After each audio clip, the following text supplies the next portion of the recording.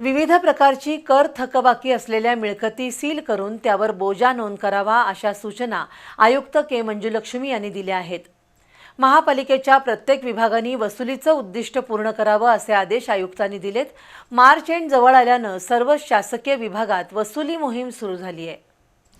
कोल्हापूर महानगरपालिकेच्या नगररचना, घरफाळा, पाणीपुरवठा, इस्टेट आणि परवाना विभागाच्या वसुलीचा आढावा आयुक्त के मंजुलक्ष्मी यांनी घेतला।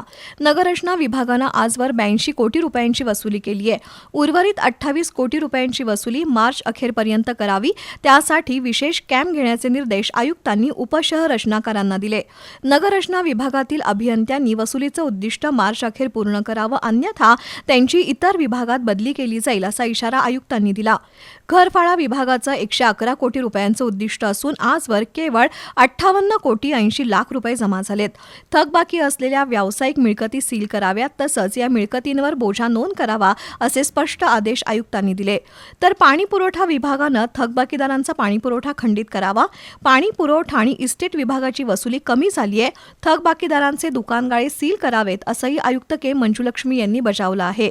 31 मार्चपर्यंत कर वसुलीचं टार्गेट असल्यानं सर्वच अधिकाऱ्यांवर कामाचं प्रेशर आहे।